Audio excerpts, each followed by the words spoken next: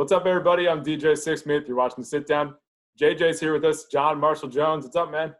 What's happening, DJ? I am doing well. It is great to be talking to you. How's everything? Well, listen, it's great to be talking. Yeah, true. Yeah, hear me on this. A lot of people going through some really tough times, and we're able to have an interview, and both of us are healthy. And I'm sending you, love that your family's healthy. And to everybody who's watching this, if you're healthy and you can pay the bills and you got a little something to eat, remember to look at the good side, right? It's not all gloom and doom if you're all right now. And just keep focusing on the best part of your life, which is your happiness, your family, all of that good stuff, and everything else can work itself out. Yeah, amen to all that. And it's nice to be able to talk about some stuff besides coronavirus. And, when I think about your career, I mean, you've been at this thing for a while. So what's been like building this thing out last couple of decades? Well, it's been an interesting journey. First off, I get to do what I love and I get paid for it. And a lot of it is just acting silly in a script. So anybody who can act silly and get paid for it, it's a great job. You're like, sign me up for that. And there's been a lot of lessons learned along the way because when you're working independently, you're not going in 9 to 5. You have to go in and you have to win the job each time. And then after you win the job, you have to show the people that are there that they didn't make a mistake in hiring you. Mm-hmm. And there are opportunities for all of your baggage to come out at some point. And you have to learn how to manage that because people are going to say things that piss you off. They're going to say things that insult you. And you're going to have to be able to handle that and handle it in such a way that you keep your professional relationships intact. And what people don't understand about the actor's life is maybe about 1% of all the actors that are doing it, maybe less than 1%, actually become stars, mm-hmm. right? So that means that people are calling them and offering them money to come in and do the work. The rest of us, we got to go out and get the job. And those jobs, it may be a day, it may be a week, maybe it's 2 months, but eventually you're going to be unemployed again. And so you're unemployed many times, maybe most of the year. And so you're spending your time trying to figure out how to manage the time when you're unemployed and how to not let that turn into a thing that you're not working right now so that you carry that into the next job interview. You got to come into every interview like, hey, I'm working all the time and you're lucky to have me. And I'm here to solve your problem, which is that you have this role that you have to fill and you haven't filled it yet because you got me here. So I'm here to help you. And if you can keep that kind of mentality going, you're always going to bring good energy into the room. And that good energy is what people feel when you're in there. And more than the performance, they're actually hiring the energy and the confidence that means they're going to be able to work along with you without any problems. Yeah, is this guy going to be a good hang? Is he going to cause any problems? Yeah. Like, that's a big part of the whole deal here. Yeah. And they don't explain that to you in acting school. Yeah, you have to find that one out on the fly, right? Yeah, you gotta mess up some relationships before you understand how valuable that part of this is. So how long did it take to really understand that? Like how many years into the business were you like, okay, this is what it's all about? Shit, till last week. I mean, my real turnaround was after my 50th birthday, because I've been trying to position myself to be a leading man star for 20 years.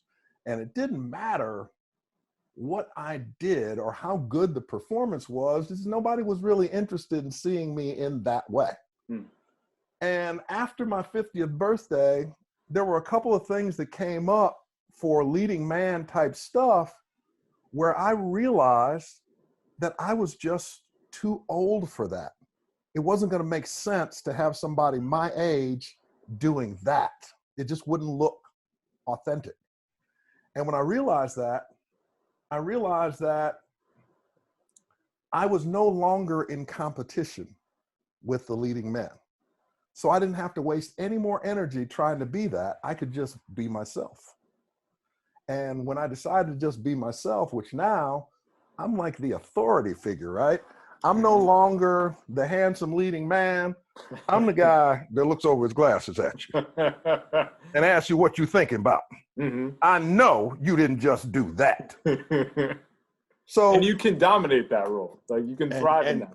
And I can thrive. And my career changed as soon as I kind of gave into, I stopped coloring my hair and just let a little gray come in, and and just wore the glasses when I needed to read them, use them to read, and I became an authority figure. And when I accepted myself for who I am, not for who I wanted to be, but for who I am, my career took off all over again. That's a really amazing thing, or who the industry is trying to make you to be. So like, what are some of the parts, like after all that happens, that you're like, wow, this is great. Like I finally get to let myself fly here. I did a role on a series called Rectify. The role was called, the character's name was Pickle. And Pickle had been in prison for 25 years, and he just got out. Now he's in a halfway house. And he's trying to readjust to life, but he's got to carry this bag with him of being a 25-year felon. And part of what they were teaching in the halfway house is you got to go in the job interview and you got to tell the truth. And that journey that man had over the course of a season of being turned down over and over again, and how it made him feel about himself. And finally, the day that he got the job, the first thing he wanted to do was call his mother. So here's a man in his mid-50s that still feels a connection to not disappointing his mother. Wow. And I had never thought of guys that have been incarcerated and were coming back out into the world, that they still have all of these human connections and expectations that we all do. They just have an additional burden now that can define them if they let it. And this was, in this particular case, he had enough intestinal fortitude not to allow it to define him. And I thought that was a great story, and hopefully was inspirational to anybody who's going through the same thing. Yeah, it's really cool to be able to play a role like that. And, even going back a little bit, like when I think about you on Smart Guy and playing the father figure there, like that may have been a kid's show, but that was a really impactful role because of who that character was, what he represented to that family, and also what he represented to the Black community too at that time too. At that time, the predominant image of Black fathers was the deadbeat daddy, that he just did not take care of his kids. And so to have a show on the air with the first ever Black genius, with a loving, protective father who was holding his family together as a unit, was more impactful than any of us realized at the time. Yeah.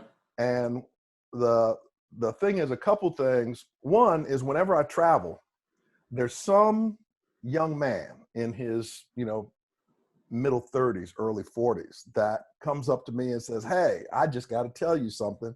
I didn't have a dad in my house when I grew up, and you were the dad I wished I had, and you had an incredible impact on my life." And every one of those young men, you can see, is smart and articulate, and he's doing well in adjusting to adulthood in America.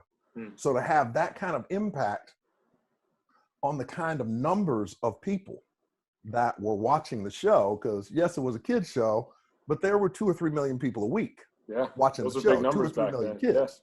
Yeah, and those were great numbers at that time. And the second thing is that I went to the Cant Film Festival a couple of years ago with a film I produced called The Last Revolutionary. And when I arrived in Cannes, there is a robust Afro-European community. And those young brothers looked at me like I was Denzel Washington. Wow. Because Smart Guy played in France 5 days a week at like 5 p.m. for years. And so what you find out is that there are things that we do that can have a global impact that we don't even think anybody's paying attention, but they are. And so everything that we put out into the airwaves, and especially now, has the potential to have a global impact on people that you'll never meet, but you're changing their lives by doing what you're doing. Yeah, especially after the fact too. It's not even in the moment. Like there could be a whole new generation of people that check out the show that didn't watch it when it was first on the air. That's the beauty of the world we're living. Well, it's come out again now on Disney Plus, and it premiered as one of their top 10 shows. Not a surprise. Yeah. And so here it is. There's a new generation, and I think the parents who are now in their, late 30s, early 40s have kids. And they want to show their kids some of the stuff that they watched when they were kids. Yep.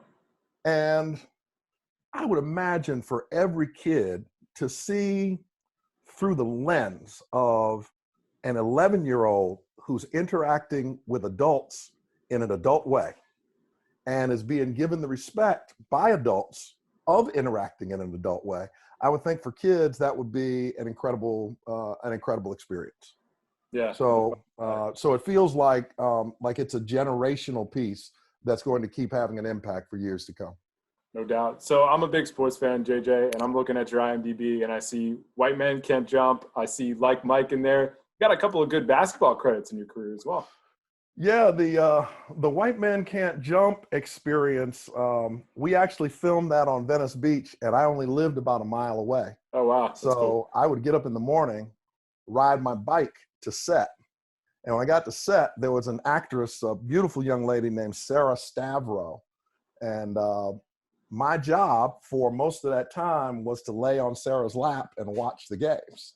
So I would like come not a bad deal here, right? Have some breakfast, go over to this beautiful woman and lay on her lap for 10 hours. Lay my head on her lap for 10 hours. I was like, yo, if this is Hollywood, I'm in. Great. That's funny.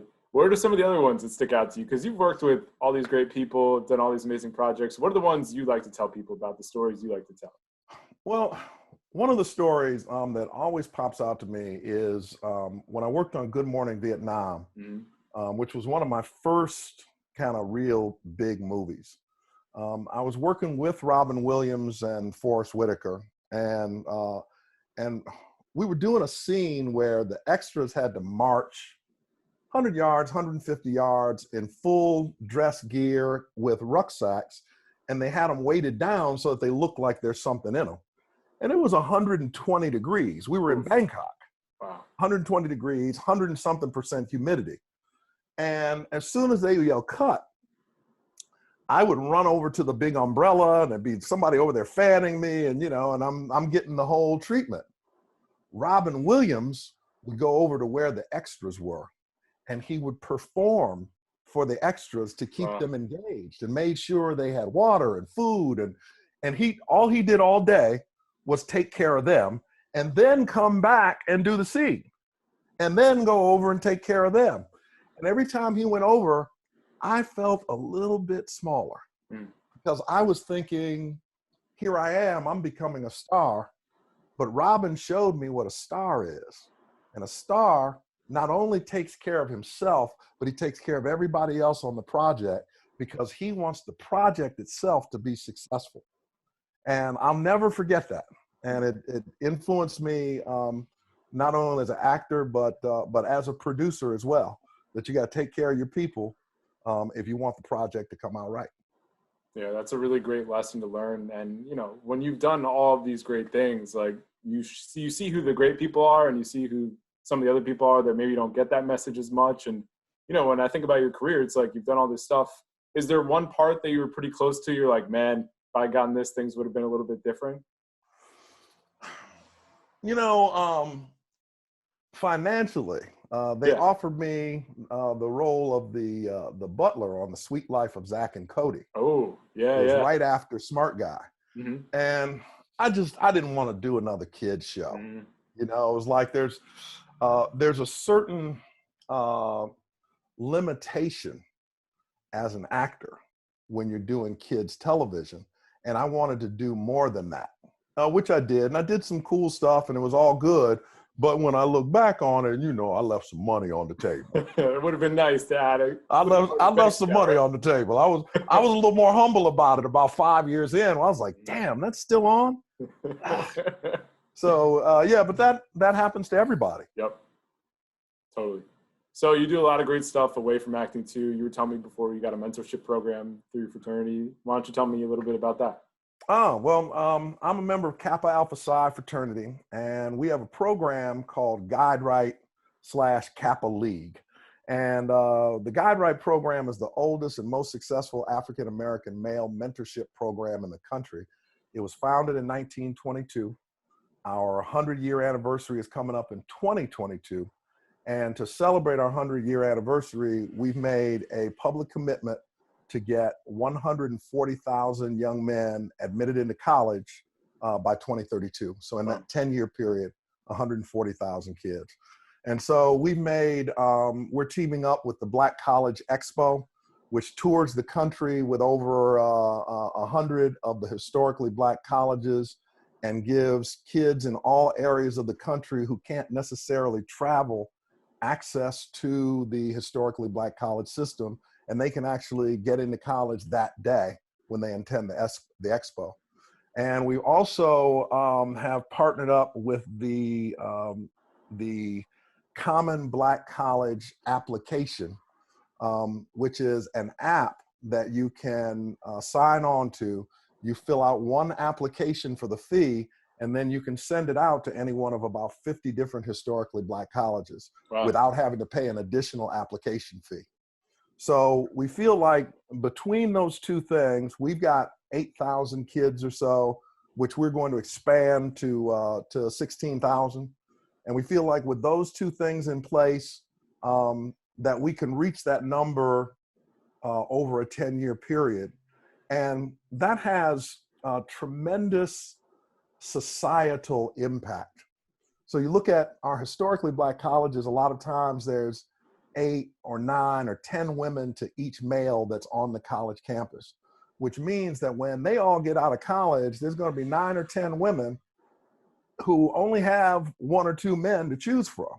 And that's disruptive to the family environment. So what we want to do is create another generation of men who are prepared to be, to be breadwinners, to be compassionate, to be heads of family, to have a certain quality of character that's consistent with the men of Kappa Alpha Psi, and that we put 100,000 of them out into our society and into our communities to help make a difference in the world we live in. That's awesome. And we have a television station called Kappa League TV. So if you type in kappaleague.tv, you can come, and these young men are making their own news reports in each individual city of the good works that they're doing in their community. So you might have a news report of a group of 14, 15-year-old kids taking Thanksgiving baskets to needy people and then praying with them on their doorstep. Or you might have a news report of a group of African-American teenagers at the computer learning how to use global information systems, because clearly that's going to be a wave of the globalized digital future, is knowing how to identify what's where and how you can get goods from place to place or services from place to place. So all of these things are part of the mentorship program. And you can see that on kappaleague.tv. Beautiful. Well, John, it's been a pleasure hanging out with you, man. Thanks so much for jumping on. Thank you. One more thing. Sure. I've got a new project called Paradise Lost that's out on Spectrum with Nick Nolte and Josh Hartnett, which you're really going to love. It's a great kind of Southern Gothic mystery. And also there's a new app called Quibi, which stands for Quick Bites. So it's TV shows that are 10 minutes or less that are made to stream directly to your phone. And I did the pilot for that called 50 States of Fright with Rachel Brosnahan from Marvelous Mrs. Maisel and Travis Fimmel from the Vikings. And it's directed by Sam Raimi, who directed Spider-Man. Awesome. And incredible piece. If you like scary movies and you want one on your phone, you got to get Quibi and you got to download this, because it's scared the piss out of me. And I'm in you're everywhere. That's just your deal. I love it. I appreciate you coming on, JJ. Thanks so much, man. Absolutely, DJ. Listen, best of everything to you and your family, and you guys take care.